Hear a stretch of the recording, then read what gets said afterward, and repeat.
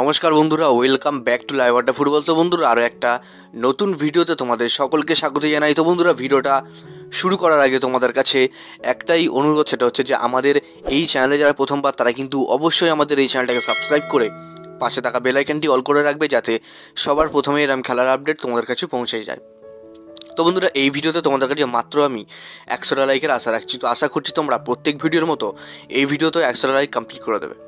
তো বন্ধুরা, আর একটা বিষয় তোমাদেরকে জানিয়ে রাখি, ফাইনালি এই পরিবারে কিন্তু 10,000 মেম্বার কমপ্লিট হয়ে গেছে শুধুমাত্র তোমাদের জন্যে। তো অনেক অনেক ধন্যবাদ তোমাদের। তো এইভাবেই তোমরা পাশে থাকো।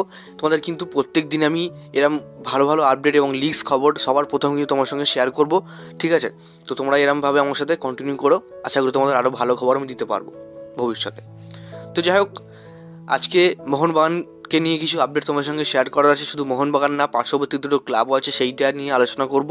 তো তোমরা ভিডিওটা একটা সেকেন্ডও স্কিপ না করে পুরোটা দেখতে থাকো, নাহলে কিন্তু তোমরা কিছু বুঝতে পারবে না। তো বন্ধুরা, সবার প্রথমে যে আপডেটটা নিয়ে আমরা কথা বলি, আইএসএলের ইতিহাসে এমন কোনো দল নেই যারা পরপর 5টা সিজন, লাগাতার 5টা সিজন কোয়ালিফাই করেছে, প্লে অফসে গেছে।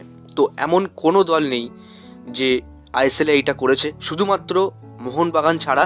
কারণ মোহনবাগান যে রেকর্ডটা করেছে সেটা এমন যে পরপর 5টা সিজন, অর্থাৎ পরপর 5টা মরশুম তারা কিন্তু কন্টিনিউয়াসলি মরশুমে কোয়ালিফাই করেছে লাগাতার।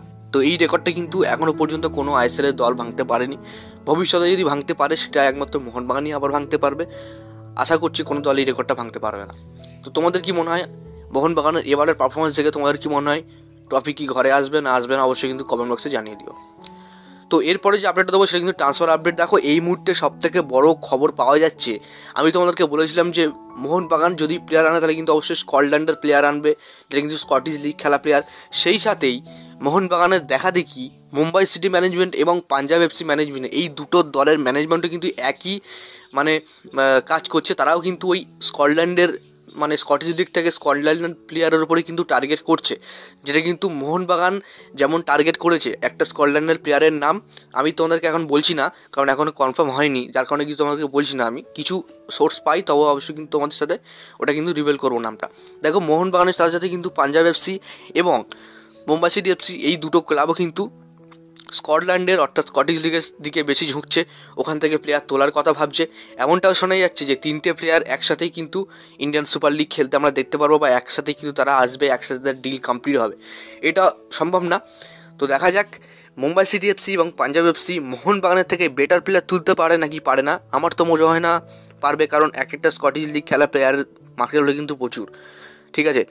মার্টিন বয়েলের মার্কেট হলো, তোমাকে বলেছিলাম মার্টিন বয়েল কিন্তু স্কটিশ লিগ খেলে, অস্ট্রেলিয়ার প্লেয়ার। তো দেখা যাক এই 3টে দল কারা কখন বা কারা সবার প্রথমে সাইনটা করতে পারে। তো যাই হোক বন্ধুরা, আজকে তোমাদের এই ভিডিও বোঝাতে পারলাম। তো আজকের জন্য ভিডিওটা এতটাই ছিল। যদি তোমাদের ভিডিওটা একটুও ভালো লেগে থাকে অবশ্যই লাইক করে দিও, আর আমাদের এই চ্যানেলের প্রথমবার জন্য হয়ে থাকলে চ্যানেলটাকে সাবস্ক্রাইব করে পাশে থাকা বেল আইকনটি অল করে রেখো। ধন্যবাদ।